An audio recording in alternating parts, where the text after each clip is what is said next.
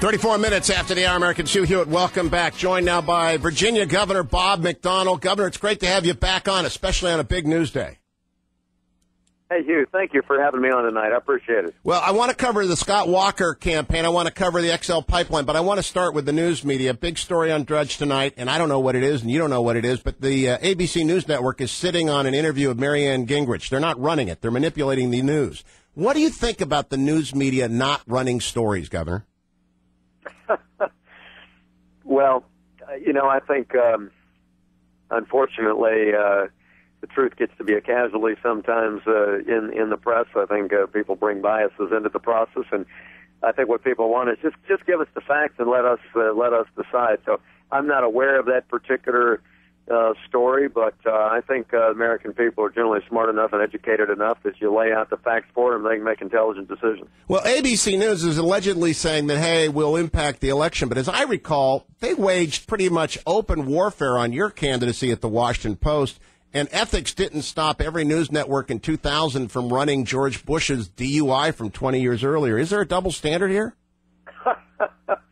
I think there is. Yeah, I got pretty well torched by some of the more liberal members of the media in and around Washington, D.C. during my race. And, I think, Hugh, you look at the general campaign donations of people in the media or their general political preference, it's overwhelmingly to the left, and I think people bring those biases into the reporting. It's too bad, but certainly as a conservative Republican, that's something I've been dealing with for 20 years, and others have too. Governor, let's draw back from the specifics of that story. Your general opinion of how the 2012 race is unfolding. You haven't endorsed. Will you endorse? And do you think it's going to be over sooner rather than later? Well, when you go in reverse order, I think, yes, it'll be over sooner rather than later. If Mitt Romney is able to win South Carolina, he's got the only, it sounds like the only real organization in place right now in Florida. And so if I think the polls are accurate in South Carolina and he's able to show that in a conservative southern state that he can win, especially if it's a decent margin, I think this is heading towards a conclusion.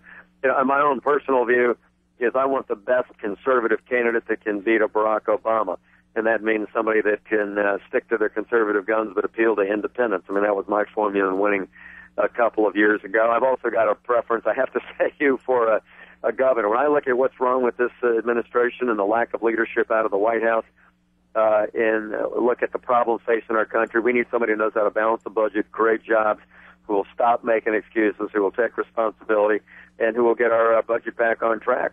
That's what governors do. And so I've been partial to somebody who's been a current or former governor who can make these decisive judgments about how to save our country. Is that an endorsement of Mitt Romney? Not yet. It's simply a statement that we have a gross lack of leadership in Washington that's taken the greatest country on the earth towards a path of major debt, major deficits, no plan on jobs and energy. And I look at what, Romney or Huntsman or Perry have done in their states that have brought them to the top of the list when it's coming to job creation. I'm just saying governors know how to do those things, and so I've been partial to the skill set that governors have. All right, let me ask you about another governor. Scott Walker was on this program for a full hour a week ago, and he's led, and he's getting attacked by the public employee unions, and I think you've started an organization to help him, haven't you? Well, I'm the chairman of the Republican Governors Association. I asked Scott to serve on our executive committee a couple months ago because I think he is a first-class leader. He's got the mettle of steel. He's standing up for what is right for his state, and that is how do we structurally balance the budget and how do we make Wisconsin more competitive.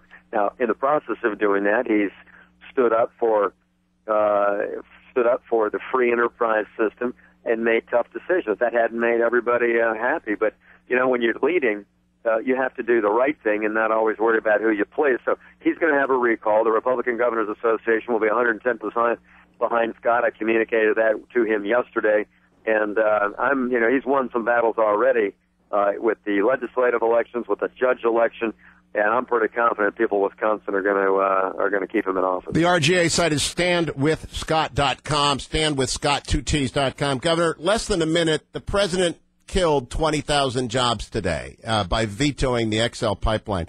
Are you surprised, and should the Republicans in Congress, led by, in part, your friend Eric Cantor, overturn that decision?